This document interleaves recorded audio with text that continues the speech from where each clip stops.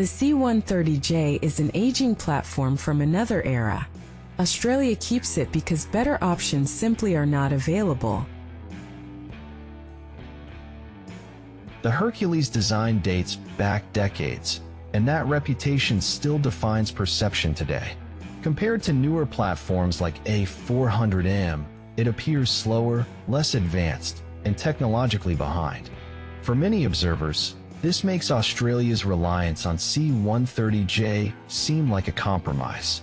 That assumption feels reasonable, especially given rapid advances in military aviation globally.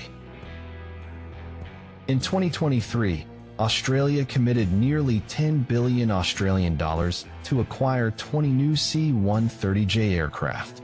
Deliveries are scheduled between 2027 and 2030, gradually replacing and expanding the current fleet. On paper, this ensures continuity, avoiding capability gaps while maintaining a proven logistics backbone. That should be enough in theory, particularly for regional operations across the Indo-Pacific.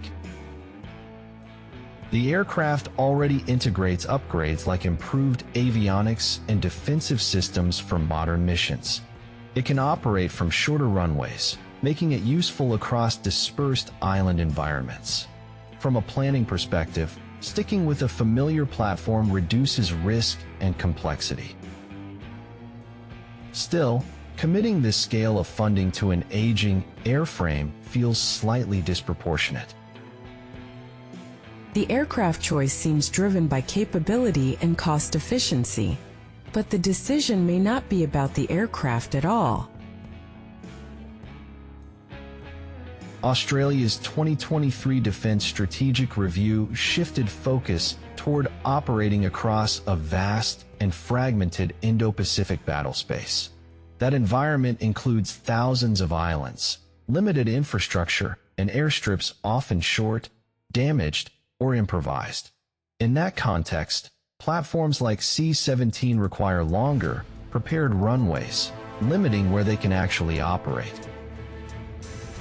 The C-130J, by contrast, is designed for short takeoff and landing, operating from austere environments with minimal support.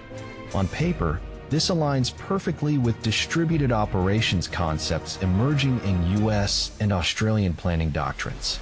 It suggests the aircraft is not outdated, but tailored to a very specific type of conflict environment. However, this raises a subtle inconsistency when compared to other available options like A400M. The A400M offers greater payload and range, and is widely considered more modern in design and systems integration. Yet Australia did not pursue that path, despite similar Indo-Pacific operating requirements. That choice implies the decision criteria extend beyond simple performance metrics or modernization benchmarks. It begins to look less like a fallback option and more like a deliberate alignment with a specific operational philosophy. That might not fully explain it, especially given the scale of investment and long delivery timeline toward 2030. The plan assumes capability will translate directly into operational effectiveness. More aircraft should logically solve availability and coverage across the region. But the numbers and timelines do not fully support that assumption. Australia currently operates only 12 C-130J aircraft, forming the core of its tactical airlift capability across Indo-Pacific missions and contingency planning scenarios. Even with high readiness standards, not all aircraft are available simultaneously due to maintenance cycles, crew rotations, and operational wear across dispersed deployments. In practice, this reduces the number of deployable platforms at any given moment, especially during sustained or multi-theater operations requiring simultaneous logistical support. That constraint becomes critical when considering distributed operations, where multiple remote nodes require constant resupply, reinforcement, and evacuation capabilities. The planned acquisition of 20 new C-130J aircraft, scheduled between 2027 and 2030, appears to address this limitation at first glance. However, that timeline creates a gap where current capacity must sustain increasing operational demands before reinforcements arrive. At the same time, regional tensions and defense planning assumptions indicate potential stress on logistics networks well before 2030, particularly under contested conditions. This may contradict earlier assumptions that fleet expansion alone would stabilize operational readiness and coverage across the region. Furthermore, integration of new aircraft involves training, infrastructure upgrades, and supply chain adjustments, which delay full operational effectiveness beyond delivery dates. This creates a situation where capability exists on paper, but real-world availability remains constrained during the most critical transition period. At that point, the assumption that more aircraft automatically solves the problem becomes increasingly difficult to sustain. Expanding the fleet should close the gap and stabilize operations. A larger force structure is expected to absorb pressure across missions, but the structure itself exposes a deeper vulnerability under real conditions. The plan to grow from 12 to 20 C-130J aircraft assumed scale will resolve operational strain across Indo-Pacific deployments and contingency scenarios. However, delivery stretching from 2027 to 2030 means the current fleet must carry rising demand during the most volatile strategic window. At the same time, Defense Strategic Review 2023 emphasizes forward presence, rapid response, and distributed basing, all of which increase operational tempo immediately, not later. This creates a mismatch where demand accelerates before capacity expansion actually materializes, placing sustained pressure on an already limited fleet. Even when new aircraft arrive, they do not translate instantly into usable capability due to training pipelines, sustainment setup, and integration into existing command structures. That delay extends the vulnerability window well beyond initial delivery milestones, reducing the practical impact of fleet expansion in the near term.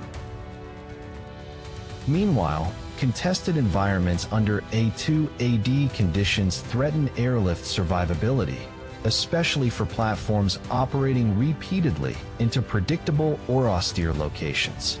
This introduces a structural risk where the very backbone of logistics becomes exposed under the conditions it was designed to support.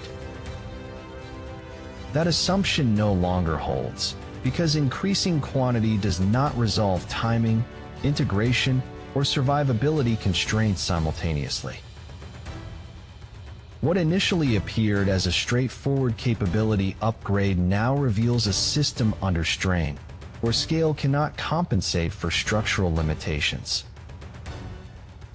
At this point, the original belief collapses, and the decision can no longer be explained as a simple investment in capacity. The issue was never just about replacing an aging aircraft fleet. The real question shifts from platform choice to operational survivability. The framework changes once constraints define what is actually possible. Australia's decision to acquire 20 C-130J aircraft between 2027 and 2030 reflects a long-term logistics architecture, not a short-term capability fix. The aircraft is positioned as part of a distributed operations model, supporting multiple forward nodes across Indo-Pacific rather than centralized basing concepts.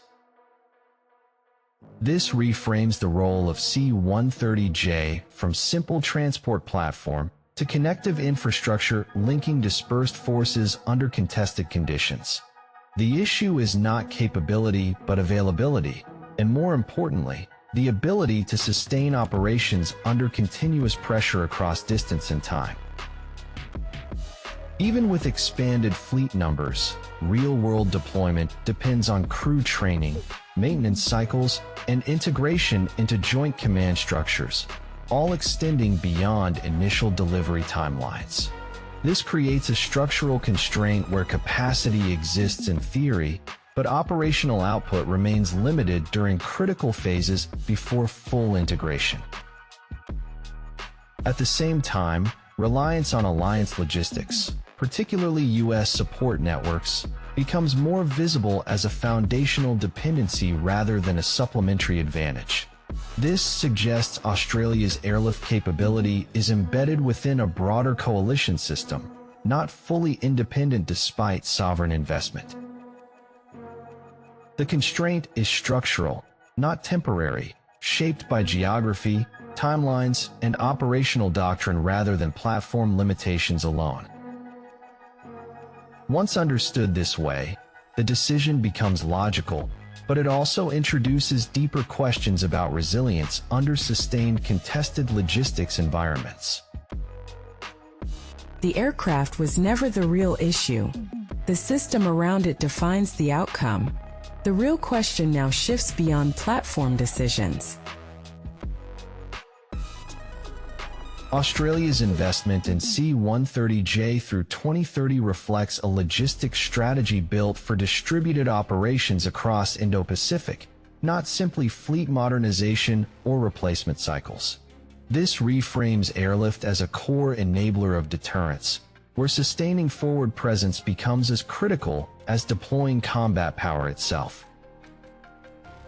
The effectiveness of that system depends on timing, integration, and alliance coordination, particularly with U.S. logistics networks under shared operational frameworks. It also depends on survivability under A2AD pressure, where access to airspace and infrastructure cannot be assumed during high-intensity conflict. This reframes the issue but does not resolve it, because the constraints shaping logistics are evolving faster than procurement cycles can adapt. The gap remains. If logistics defines endurance, then endurance defines strategy. The question is no longer whether C130J is obsolete, but whether the system it supports can endure under real conditions.